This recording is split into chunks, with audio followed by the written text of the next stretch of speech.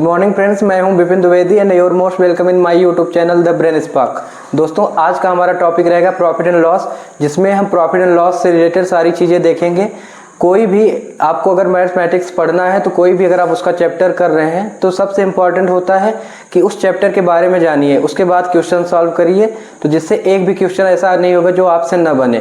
सबसे पहले अगर हम प्रॉफिट एंड लॉस पढ़ रहे हैं तो प्रॉफिट एंड लॉस के बारे में समझें कि क्या चीज़ें होती हैं, इसमें कैसे फार्मूला रिलेट करता है। जब आप ये चीज़ें समझ जाएंगे तो ईजिली आपको फार्मूले भी याद रहेंगे और क्वेश्चन में कहाँ कैसे यूज करना है इस चीज़ का भी आप ईजिली वे में ध्यान रख पाएंगे। आइए देखते हैं, सिंपल सा एग्जाम्पल है। कोई भी दुकानदार अगर जाता है और अगर पेन खरीदता है, वह 5 रुपए में एक पेन खरीदता है और आके वह आपको 7 रुपए में पेन बेचता है। उसने अगर अपने लिए कितने रुपए में लाया, कोई भी पेन है उसको उसने 5 रुपए में खरीदा और अगर आप उससे लेने जाते हैं तो वह आपको कितने में पेन बेचता है, 7 रुपए में।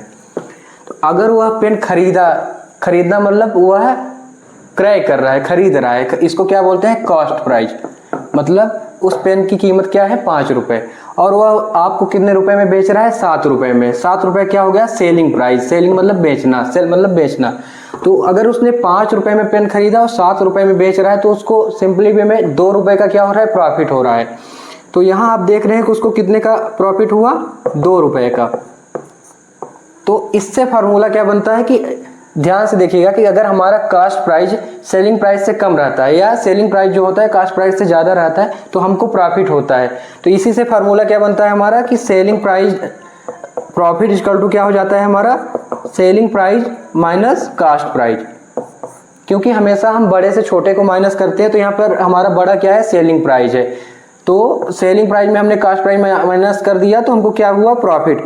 तो फार्मूला तो यहाँ से बनता है, लेकिन चीज़ें आप समझने पे प्रयास करिएगा कि कोई भी चीज़ें हम जितने रुपए में खरीदते हैं अगर उससे ज़्यादा हम बेच रहे हैं तो सिंपल सा लॉजिक है कि हमको वहाँ पे क्या हो रहा है, प्रॉफिट। और यहीं पे अगर हम पेन 5 रुपए में खरीद के और कम में बेच देते, मान लीजिए 3 रुपए में बेचते, तो हमको क्या हो जाता है, लॉस हो जाता है। क्योंकि हम जितने में लाए थे उतना भी हमको नहीं मिल पा रहा है, उससे हमको कम मिल रहा है। तो सिंपल सा लॉजिक है, यहाँ पे हमको लॉस हो जाएगा। तो प्रॉफिट के लिए क्या होता है, सेलिंग प्राइस बड़ी होती है, सेलिंग प्राइस में कास्ट प्राइस माइनस होती है। और जब हम लॉस की बात करते हैं, लॉस में हमारा क्या होता है, कास्ट प्राइस बड़ा हो जाता है और उसमें हम किसको माइनस करते हैं, सेलिंग प्राइस को। सिंपली वे में फार्मूला तो सब याद कर लेते हैं, लेकिन आप कॉन्सेप्ट पे जाइए तो चीज़ें लॉन्ग लास्टिंग रहेंगी, आपको बिल्कुल नहीं भूलेंगी। इसलिए आप जितना हो सके उतना एग्जाम्पल के थ्रू चीज़ें समझिए। तो यहाँ पे हमने क्या देखा कि जब भी हमारा क्या रहता है, सेलिंग प्राइस बड़ा रहता है। अगर सेलिंग प्राइस बड़ा है तो क्या होता है, प्रॉफिट होता है। और अगर सेलिंग प्राइस छोटा है, कास्ट प्राइस ज़्यादा है, तो हमको क्या होता है, लॉस होता है। तो प्रॉफिट इक्वल टू क्या हो जाता है हमारा, selling price minus cost price, और लॉस इक्वल टू क्या होता है हमको, cast price minus selling price. ये सिंपली 3 चीज़ें आपको यहाँ पे निकल के आई हैं। क्या, पहला है हमारा सेलिंग प्राइस, मतलब कोई भी अगर हम सामान लाते हैं जितने में हम लाते हैं तो हमारा हो जाता है कास्ट प्राइस, जितने में हम बेचते हैं उसको सेलिंग प्राइस होता है। और उसके बाद अकॉर्डिंग टू हमारे सेलिंग प्राइस और कास्ट प्राइस हमको जो प्रॉफिट होता है या लॉस होता है। तो यहाँ पे हमारा प्रॉफिट एंड लॉस दोनों कहाँ पे डिपेंड होता है, कास्ट प्राइस और सेलिंग प्राइस पे। तो यहाँ पे मेनली क्या चीज़ें हैं निकल के आई, एक है सेलिंग प्राइस, दूसरा है कास्ट प्राइस। इस पे हमारा डिपेंड करता है कि हमको प्रॉफिट होगा कि लॉस होगा। ठीक है, तो बेसिकली इतने से पॉइंट्स है जिसको आपको कवर अप करके रखना है और फार्मूले भी आपको इजीली वे में याद हो जाएंगे। आइए आगे बढ़ते हैं। तो इन्हीं फार्मूलों के कॉन्सेप्ट से जो हमको अभी क्या मिला कि selling price minus cost price equal to क्या होता है, प्रॉफिट होता है, और cost price minus selling price equal to क्या होता है, लॉस होता है। तो अगर आपको कोई भी क्वेश्चन आते हैं, अगर आपको सेलिंग प्राइस या कास्ट प्राइस दिया है तो आप उसके आधार पे प्रॉफिट एंड लॉस निकाल सकते हैं। और अगर आपको सेलिंग प्राइस या प्रॉफिट दिया है या कास्ट प्राइस या लॉस दिया है तो आप अदर भी निकाल सकते हैं with the help of equation. इसको इधर ट्रांसफ़र कर लेंगे, इसको इधर, जो भी आपको पूछेगा। आपको सबसे पहले फोकस क्या करना है कि आपको क्या दिया है और क्या निकालना है। ठीक है, तो आइए आगे बढ़ते हैं। अब इसमें अगली चीज़ें क्या निकल के आती है कि आपसे प्रॉफिट एंड लॉस पूछ लिया जाता है परसेंटेज में निकालने को, कि कितने परसेंट का आपको प्रॉफिट हुआ है या कितने परसेंट का आपको लॉस हुआ है। तो जब आपको प्रॉफिट या लॉस पर किस में पूछे, परसेंट में, तो अगर प्रॉफिट परसेंटेज में पूछा है तो इसका फार्मूला क्या होता है, प्रॉफिट इंटू 100 अपॉन क्या, कॉस्ट प्राइस। और अगर लॉस परसेंटेज में पूछा है तो इसका फार्मूला होता है loss into 100 upon cost price. दोनों में सिमिलरिटी क्या है कि कॉस्ट प्राइस हमेशा नीचे आता है, इतना ध्यान रखिएगा। और अगर हम प्रॉफिट परसेंट निकाल रहे हैं तो ऊपर प्रॉफिट लेंगे और लॉस परसेंट निकाल रहे हैं तो ऊपर लॉस लेंगे। सिंपल सा फार्मूला है। और प्रॉफिट तो आप उसी पिछले फार्मूले के थ्रू निकाल लेंगे या लॉस भी, और नीचे हमेशा कॉस्ट प्राइस रखना होता है। ठीक है, तो जनरली सा ध्यान देना, जब भी हम कुछ से प्रॉफिट या लॉस परसेंट पूछे तो हम इस बेस पे क्वेश्चन को सॉल्व करते हैं और ये वाले फार्मूले यूज होते हैं। अब एक एग्जांपल के थ्रू हम देखते हैं कि कैसे क्वेश्चन सॉल्व किया जाता है। एक दुकानदार है, वह बाजार जाता है, एक टेलीविज़न खरीदता है और उसकी जो वहाँ से वह लाता है कितने में, उसने खरीदा उस टेलीविज़न को 10,000 रुपये में, 10,000 रुपीज़ में उसने क्या लिया, एक टेलीविज़न। और वह उसको 12,000 में क्या करता है, सेल करता है। आपसे पूछ रहा है कि आपको कितने परसेंट का प्रॉफिट या लॉस हुआ। ध्यान दीजिएगा, आपसे प्रॉफिट एंड लॉस किस में पूछ रहा है, परसेंटेज में। तो प्रॉफिट एंड लॉस परसेंट निकालने के लिए सबसे पहले हमको क्या निकालना पड़ता है, अगर परसेंटेज में पूछा है तो प्रॉफिट या लॉस निकालेंगे, उसके बाद परसेंटेज वाला फार्मूला लगा देंगे। तो यहाँ पे आप देख पा रहे होंगे हमारा जो सेलिंग प्राइस है कॉस्ट प्राइस से क्या है, बड़ा है। और जब भी सेलिंग प्राइस कॉस्ट प्राइस से बड़ा होता है तो क्या होता है, प्रॉफिट। क्योंकि हमें इस क्वेश्चन में यह पता नहीं है कि हमको प्रॉफिट निकालना है लॉस। तो आपको पता है कि अगर सेलिंग प्राइस कॉस्ट प्राइस से बड़ा हो तो हमेशा क्या होता है, प्रॉफिट। तो प्रॉफिट वाला आप फार्मूला लगाएंगे तो प्रॉफिट बराबर क्या हो जाएगा आपका, selling price minus cost price. तो सेलिंग प्राइस में आप माइनस कर देंगे कॉस्ट प्राइस को। तो आपको यहाँ पे दिख रहा है कि आपको 2000 का क्या हुआ, प्रॉफिट हुआ। आपको 2000 रुपीज़ का क्या हुआ, प्रॉफिट हुआ। अब जब आपको प्रॉफिट मिल गया है तो आप प्रॉफिट परसेंटेज वाले फार्मूले से निकाल सकते हैं, प्रॉफिट इंटू 100 अपन कॉस्ट प्राइस। आपको पता है कि ऐसे होता है। तो प्रॉफिट हमारा निकल के क्या आया है, 2000 रुपीज़। इसमें आपको 100 का मल्टीप्लाई करना है, हमेशा नीचे क्या आता है, कॉस्ट प्राइस। तो कॉस्ट प्राइस हमारा क्या है, 10,000 रुपीज़। अब यहाँ से 0 से 0, ये 3 0 ऊपर कैंसिल हो जाएंगे, 2 5 जा 10 और ये 5 2 जा 10 0। तो आपको कितने परसेंट का प्रॉफिट हुआ, 20% का।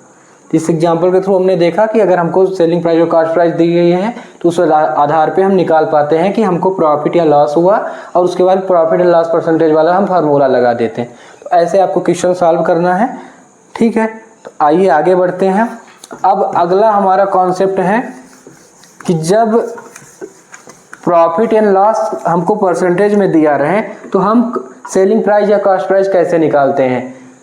ठीक है, अगला कॉन्सेप्ट हमारा क्या है कि अगर हमको प्रॉफिट या लॉस किस में दिया रहे, परसेंटेज में। जब परसेंटेज में प्रॉफिट एंड लॉस दिया रहता है तो हम कैसे निकालते हैं, या सेलिंग प्राइस या कॉस्ट प्राइस। तो इसके लिए फार्मूला क्या होता है आपका, इसके लिए फार्मूले होते हैं आपके, अगर आप कॉस्ट प्राइस निकाल रहे हैं तो कॉस्ट प्राइस इक्वल टू हो जाता है आपका सेलिंग प्राइस इंटू 100 और अपॉन 100 प्लस प्रॉफिट परसेंट। पहला प्रॉफिट के लिए याद रखिएगा कि जब भी बात प्रॉफिट की आती है तो क्या होता है, ऐड हो जाता है। और अगर लॉस दिया रहे तो यही फार्मूला सेम रहता है, बस नीचे चेंजिंग आती है, selling price into 100 upon 100 minus loss percent. Profit में आपको 100 के साथ ऐड कर देना है, और अगर लॉस हुआ है तो 100 के साथ आपको क्या कर देना है, माइनस कर देना है। ये फार्मूला कब यूज होता है, जब हमको प्रॉफिट एंड लॉस क्वेश्चन में क्या दिया रहे, परसेंटेज में दिया रहे कि हमको 20% का प्रॉफिट हुआ या 20% का लॉस हुआ, तो आप कॉस्ट प्राइस बताइए, आपको सेलिंग प्राइस दी रहेगी, उस आधार पे ये वाले फार्मूले लगते हैं। तो ये हमारा हो गया सेलिंग कॉस्ट प्राइस निकालने का फार्मूला। और अगर आपसे कॉस्ट प्राइस दिया रहे और प्रॉफिट या लॉस परसेंटेज में दिया रहे तो सेलिंग प्राइस पूछ दे तो वहाँ पे फार्मूला क्या यूज होता है, सेलिंग प्राइस इक्वल टू हो जाता है cost price into 100 plus profit percent. ध्यान दीजिएगा, जब भी प्रॉफिट की बात आएगी तो हमेशा ऐड हो जाएगा और अपॉन 100। और अगर लॉस दिया रहेगा तो सेलिंग हमारा cost price into 100 minus loss percent. हमेशा लॉस क्या होता है, माइनस होता है, और अपॉन 100। ये दूसरा फार्मूला। तो इस तरह हमने देखा कि कैसे हम प्रॉफिट एंड लॉस परसेंटेज के बेस पे क्या निकालते हैं, कॉस्ट प्राइस और सेलिंग प्राइस। ठीक है, एक एग्जांपल के थ्रू इसको देखते हैं कि कैसे क्वेश्चन सॉल्व किए जाते हैं।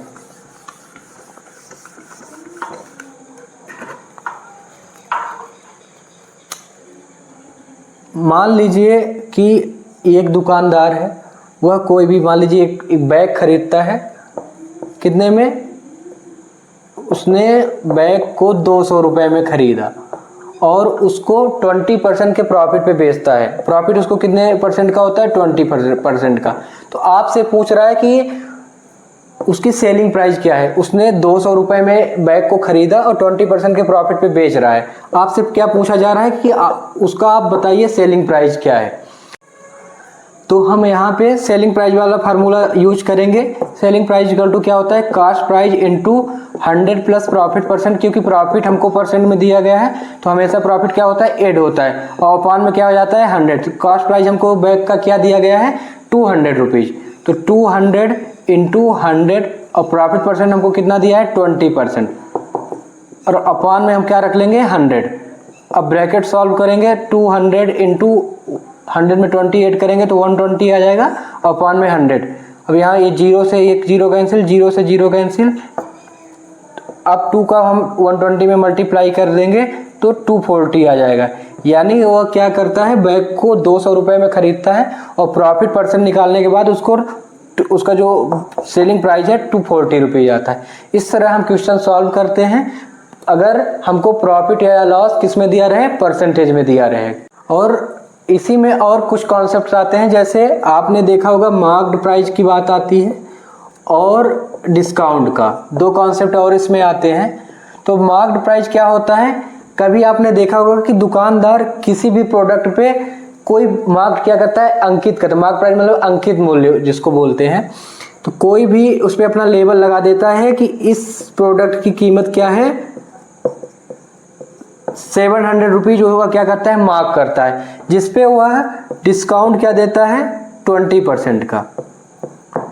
तो ध्यान दीजिएगा, यह जो प्राइस है ये विदाउट डिस्काउंट है, मतलब 700 उसने मार्क किया है। जब वह उसको सेल करेगा, सेलिंग प्राइस जब उसको वह सेल करेगा किसी भी अपने कस्टमर को, तो इसका 20% डिस्काउंट दे के करेगा। तो ये 700 इंटू 20/100 उसका हम परसेंटेज निकालेंगे। तो ये 0 से 0 कैंसिल हो जाएगा। 20 में 7 का मल्टीप्लाई करेंगे तो 140, यानी इतना उसको क्या देना रहता है? डिस्काउंट। तो जो उसको मार्क्ड प्राइस रहती है उसमें वह क्या करता है? 140 700 में क्या करेगा? माइनस करेगा। तो यह ओरिजिनल उसकी क्या निकलेगी? Selling price. इस तरह हमने देखा कि मार्क्ड प्राइस क्या होता है? किसी भी प्रोडक्ट या आर्टिकल पे जो लेवल प्राइस होता है विद सम डिस्काउंट, ठीक है। और उसका जो फार्मूला निकल के आता है वह क्या होता है? इसमें 3 चीजें होती हैं, discount, selling price and mark price. तो हमारा डिस्काउंट इक्वल टू क्या हो जाता है? ध्यान रखिएगा ये फार्मूला। डिस्काउंट इक्वल टू क्या हो जाता है? मार्क प्राइस, जिसको डिनोट किससे करते हैं? एमपी से, माइनस सेलिंग प्राइस, ठीक है। और जो हमारा डिस्काउंट परसेंट हो जब हम निकालते हैं तो ये डिस्काउंट जितना निकल के आता है उसमें 100 से मल्टीप्लाई करते हैं और नीचे हमारा क्या आ जाता है? Marked price. इस तरह से हम क्वेश्चन को सॉल्व करते हैं। इसमें 3 चीज़ें होती हैं, discount, mark price and selling price, ठीक है। उम्मीद करता हूँ आपसे प्रॉफिट एंड लॉस के सारे कॉन्सेप्ट समझ में आ गए होंगे। धन्यवाद।